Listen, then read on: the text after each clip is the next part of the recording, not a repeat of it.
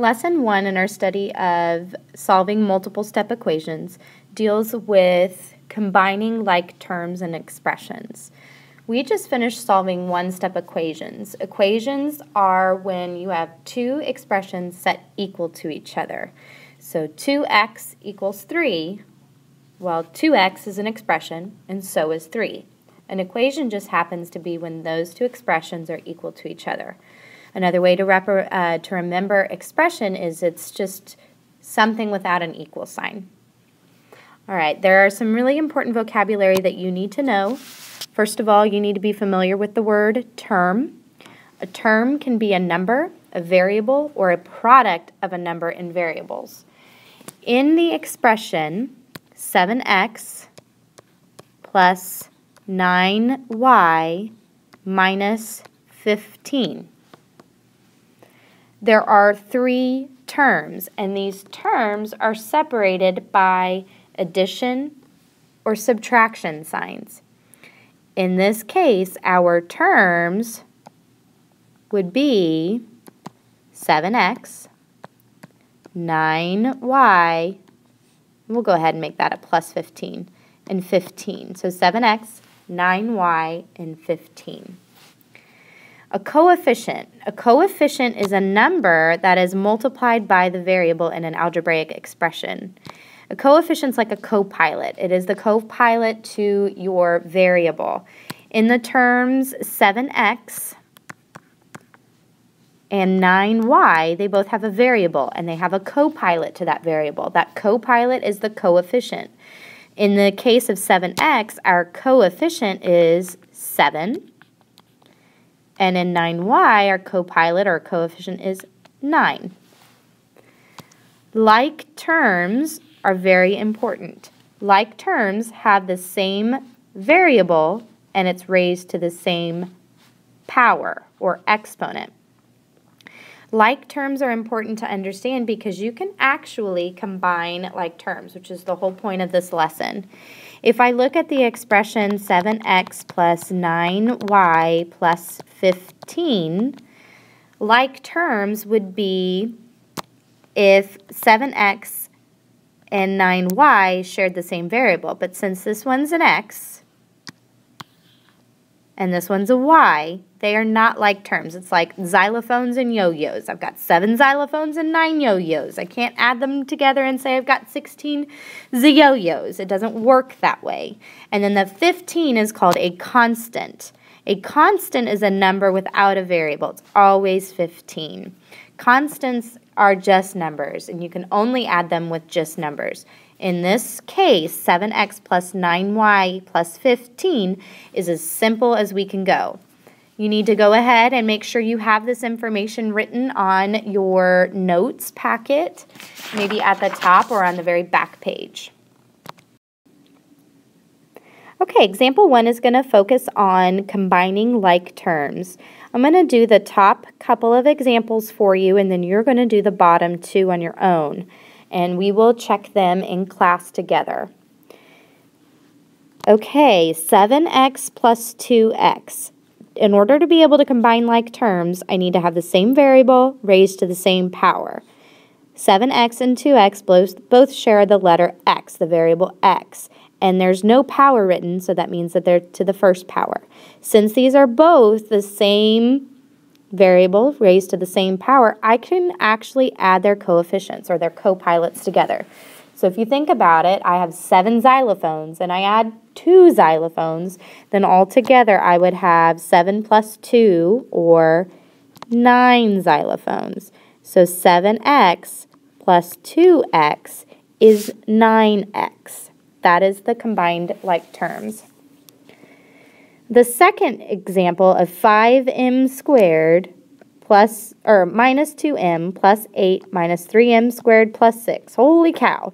We have a couple of constants in there. We have a couple of variables in there, and then we have a couple of variables raised to a power.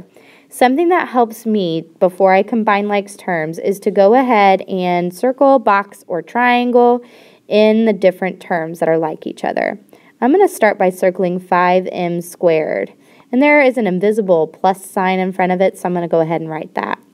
Now 5m squared, what is the other term there that looks like 5m squared? So it has the same letter m, the same variable, raised to the second power. Go ahead and find that one for me. If you said 3m squared, you are very close. When we circle things, we want to circle the sign to the left of that term. In this case, it would be a minus 3m squared. So I have 5m squared minus 3m squared. I didn't circle negative 2m or minus 2m because that m is not squared. I'm going to go ahead and create a red rectangle around that. So minus 2m. And I don't have any other terms that are left that match up that are like minus 2m. So that's it for me. The other two terms that are left, this plus 8 and the plus 6, are constants, and they're just plain old naked numbers. If you have a constant, you can add those together. It's just, you know, your normal addition math problem. Now that I have this here, I'm going to focus on combining my like terms, starting with my blue circles. When I do this, I'm going to think about 5m squared minus 3m squared because of that minus sign that's hidden right there to the left of 3m squared. 5m squared minus 3m squared, since they're both like terms, I can go ahead and just do 5 minus 3, which gives me 2, and then I tack on my m squared. 2m squared. Now next up, I had that red rectangle with the minus 2m. Since there are no other like terms, I'm going to go ahead and put in that minus 2m. The third part is to take care of my green triangles, which is a positive 8 or a plus 8 plus 6. So what's 8 plus 6? Well, that's a 14, or a positive 14. Now you can treat the plus sign just like a positive sign, and you can treat the subtraction sign just like a negative sign. So when you read this, you would say 2m squared minus 2m plus 14. The order of how you write this is important because you want to write it with any terms that have a variable in it first, and then the reason why I wrote 2m squared first before 2m is because 2m squared has the higher power. Okay.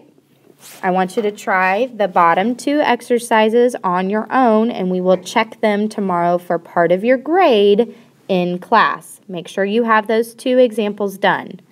We're going to move on to example 2, and I'm going to do the top 2 examples, and you are responsible for getting the bottom 2 examples done before you come to class. All right, so I have 7g plus 5h minus 12g. Well, these have two different variables. I have two different letters, a G and an H.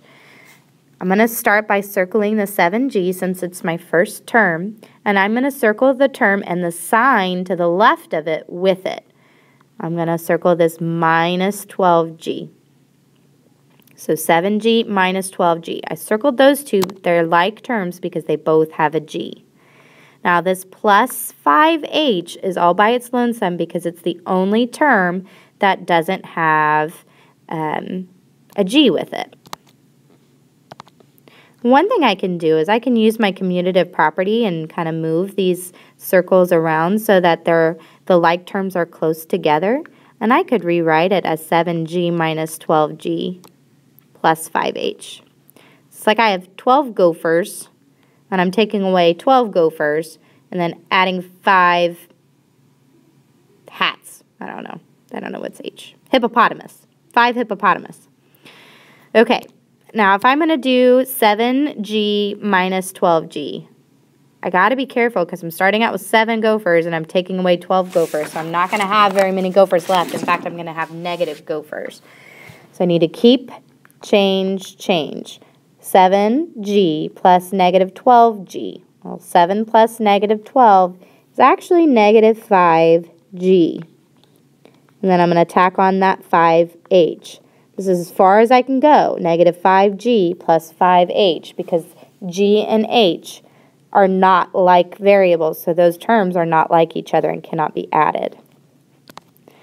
Okay, second example, I'm going on to k. So I've got k here.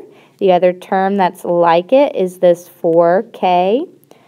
Now, if I have just a k with an invisible x or an invisible coefficient, meaning there's no copilot to that variable, I know that the invisible coefficient is 1. 1 is the invisible copilot. So I have 1 kangaroo plus 4 kangaroos, and that gives me 5 kangaroos, or 5k. Then I'm going to deal with the n squared like terms, and I have a positive 3n squared minus 2n squared. Since those are like terms, I can pay attention to the coefficients. 3 minus 2 is a positive 1. That positive 1 becomes a plus sign, n squared.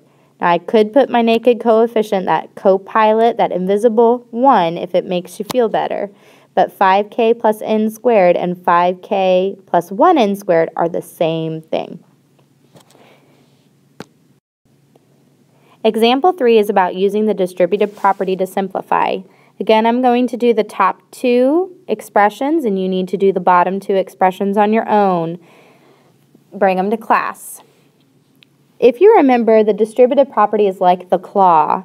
I'm going to draw my 2 arrows, and that 4 hanging out on the outside of the parentheses with no operation in the middle means that I'm going to take every single item inside those parentheses and multiply it by 4.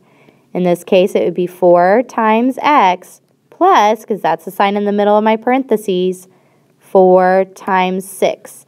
And then I'm going to tack on that minus 7x at the end since it didn't do anything in the distributive property.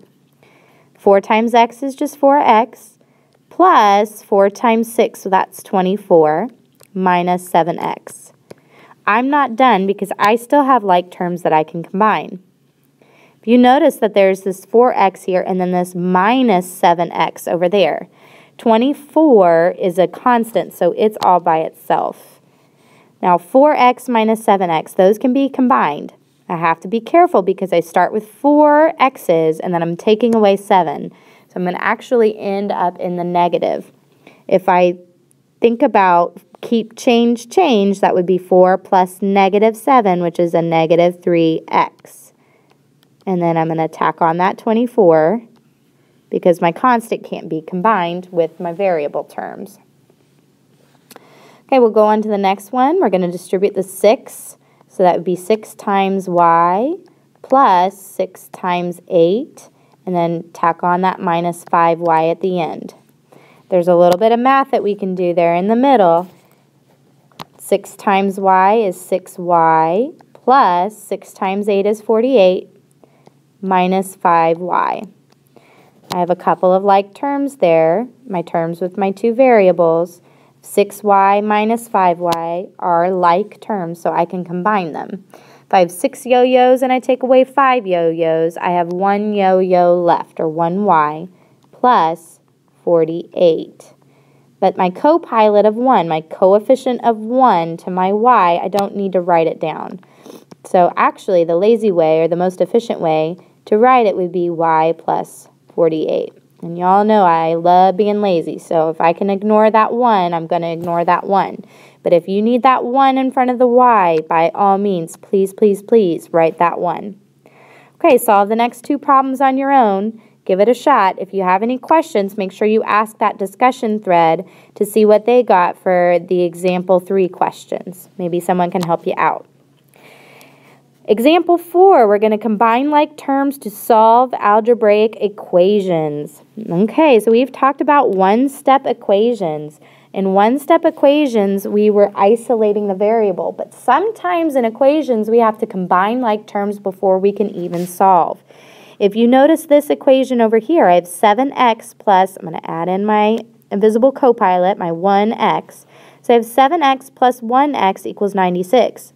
Well, I've got to get x all by itself, but in this case, I have 2 x's over there. Well, one thing you need to think about is there anything that you can combine, any other math that you can do on each side of the equal sign before you begin? If I look on the left-hand side, 7x and 1x are like terms, so I can go ahead and combine them. 7x plus 1x is 8x's equals 96. Well, looky there. 8x equals 96. That's a one-step equation that we sure know how to solve. If I have 8 times x equals 96, I'm going to solve those equations. I'm going to isolate the x by dividing by 8. Those 8's cancel out, and I'm left with x equals 12. 96 divided by 8 is 12. I'm going to go ahead and do this last one together since it's kind of a new thing. I'm going to look on either side of the equal sign to see if there's any math that I can do. In fact, I can go ahead and combine 14b minus 9b. So I started with 14 bananas and I took away 9 bananas. That leaves me with 5 bananas equals 35. Well, looky there. It's a one-step equation. So I'm going to go ahead and undo that multiplication by 5 by dividing both sides by 5. So those 5's cancel to 1. I'm left with b equals 7. And that would be it. Okay, don't forget to go back and solve those examples that we didn't do on the video. I will be checking these in class. It'll be part of your Bell work grade. Use the discussion thread on My Big Campus to help each other out if you all are stuck. Good luck.